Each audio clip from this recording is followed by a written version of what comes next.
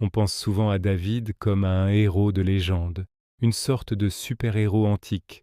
Mais si on regarde son histoire de plus près, on se rend compte qu'elle ressemble beaucoup à la nôtre. On a tous, à un moment ou à un autre, eu cette impression d'être le petit dernier, celui qu'on ne calcule pas vraiment. Tu sais, ce sentiment d'être mis de côté, de ne pas avoir sa chance parce qu'on n'a pas le bon profil, pas le bon CV, pas la bonne tête. Eh bien, c'est exactement comme ça que commence l'histoire de David. Il n'était pas un guerrier, loin de là. C'était juste un gamin qui passait ses journées à garder des moutons, pendant que ses grands frères, eux, faisaient les fiers à l'armée. Personne n'aurait misé un centime sur lui. Et pourtant, c'est ce même gamin qui va finir par s'asseoir sur le trône. Aujourd'hui, on va décortiquer ensemble comment ce petit gars a réussi à déjouer le système, à imposer ses propres règles pour battre un adversaire qui semblait imbattable. Alors, si en ce moment tu te sens sous-estimé, si tu as l'impression que personne ne croit en toi, reste bien attentif, parce que cette histoire pourrait bien te parler.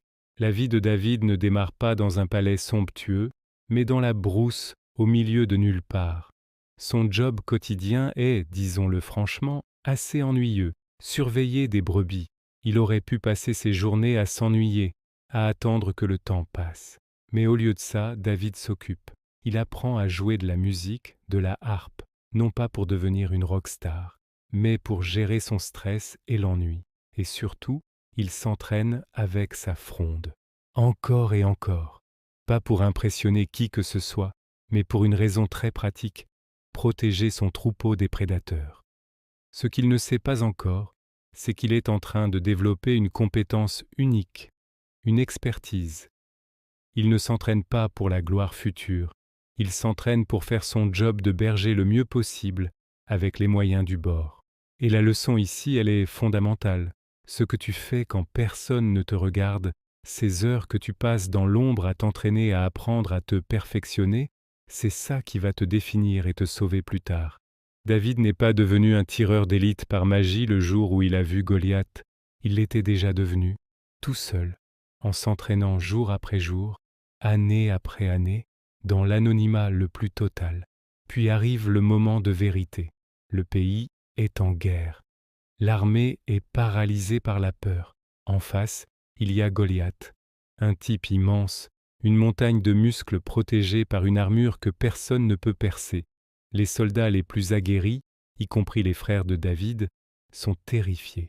Quand David arrive sur le camp juste pour apporter à manger à ses frères, il hallucine. Son réflexe n'est pas la peur, mais l'incompréhension. Il se dit « Mais enfin, pourquoi personne ne fait rien ? Vous allez le laisser nous humilier comme ça ?» Il n'a même pas 18 ans, mais il comprend un truc génial, un truc que tous les adultes expérimentés n'ont pas vu. S'il essaie de se battre comme un soldat classique avec une armure lourde et une épée, il va se faire écraser en 2 secondes. Il n'a aucune chance. Alors, il décide de rester lui-même.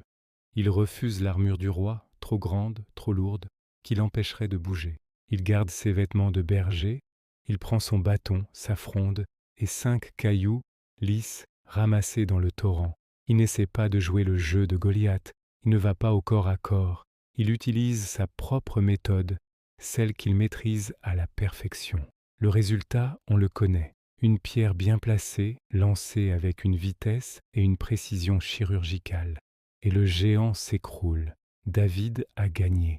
Il a gagné parce qu'il n'a pas essayé de copier les autres. Il a gagné en utilisant ses propres forces, celles que tout le monde méprisait. On pourrait croire que l'histoire s'arrête là, que c'est le début d'une vie de gloire et de facilité. Mais attention, c'est tout le contraire. Après la victoire, ce n'est pas la fête du tout. Le roi Saül, qui devrait être son plus grand fan, devient maladivement jaloux de sa popularité. Il voit en David une menace et décide de le supprimer. David est obligé de fuir. Il perd tout, son statut, son confort, sa sécurité.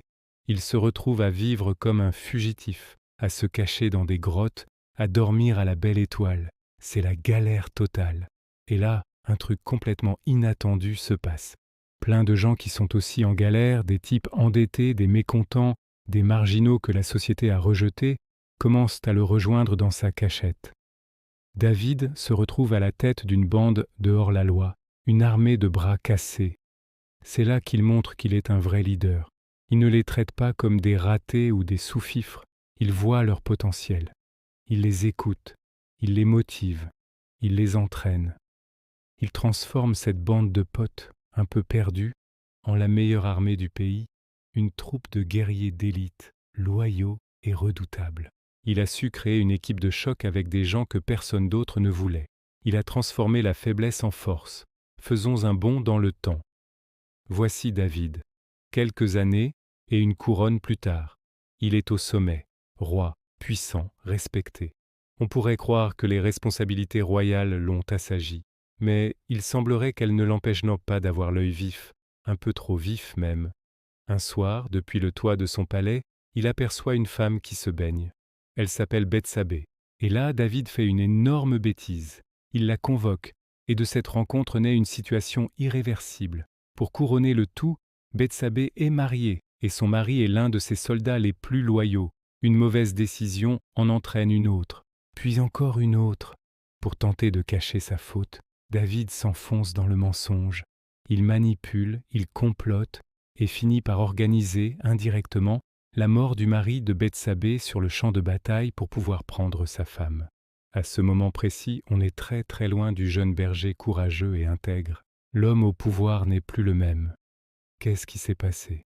David n'a pas perdu ses qualités, son intelligence ou son courage. Il a perdu ses limites.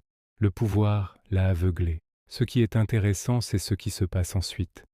Quand un prophète vient le confronter et lui révèle sa faute en face, David aurait pu réagir comme un dictateur. Il aurait pu faire taire, punir, ou même tuer celui qui osait l'accuser. Mais non, il baisse la tête, il s'effondre et il dit « J'ai déconné, c'est ma faute ». Et c'est peut-être ça, son moment le plus fort, le plus courageux. Même au sommet de sa puissance, il est capable de reconnaître qu'il est humain, qu'il a fait une erreur monumentale. On notera d'ailleurs que ce n'est pas un incapable qui échoue, mais un homme extrêmement compétent qui se laisse dépasser par son propre pouvoir et ses propres désirs. Alors, qu'est-ce que toute cette histoire nous apprend pour notre propre vie aujourd'hui? J'en retiens 3 leçons principales. Premièrement, ne joue pas avec les règles des autres. Si tu es petit et rapide, n'essaie pas de te battre contre un poids lourd en utilisant la force brute. Tu perdras à chaque fois. Trouve ta propre fronde, ton talent à toi, cette compétence unique que tu as développée, même si elle paraît bizarre ou inutile aux yeux des autres, c'est ton arme secrète. C'est ça qui te fera gagner. Sois toi-même, pas une mauvaise copie de ton patron ou de ton concurrent. Deuxièmement, entoure-toi de ceux qui ont la dalle. David n'a pas construit son succès avec l'élite déjà en place. Il l'a construit avec des gens qui n'avaient rien à perdre et tout à prouver. Ne cherche pas forcément à t'entourer de gens qui ont déjà réussi et qui sont installés. Cherche plutôt des gens qui ont faim, qui ont envie de progresser, des gens passionnés, des fidèles. Cherche ceux qui te soutiennent quand tu es dans ta grotte, dans les moments difficiles. C'est avec eux que tu iras le plus loin. Et troisièmement, assume tes erreurs. Tu vas faire des boulettes, c'est une certitude. On en fait tous. La différence entre un petit chef et un grand leader, ce n'est pas de ne jamais se tromper. C'est la capacité à dire « je me suis trompé, c'est ma faute, et voici comment je vais réparer ». C'est cette humilité qui te donne de la crédibilité et qui fait que les gens te respectent sur le long terme. L'histoire de David nous montre que même quand on part de rien, et même quand on commet des fautes graves en chemin, on peut laisser une trace énorme dans le monde si on reste agile, créatif et honnête avec soi-même. Merci d'avoir regardé cette vidéo. L'histoire de David, c'est le rappel puissant qu'un parcours remarquable peut totalement coexister avec des erreurs majeures. Et que grandir, au fond, ce n'est pas devenir parfait, mais c'est apprendre à se regarder en face, avec ses forces et ses faiblesses. Si tu aimes ces histoires humaines, complexes et imparfaites, qui nous parlent de nous, abonne-toi pour découvrir d'autres récits qui, malgré les siècles, nous ressemblent encore beaucoup. Ciao!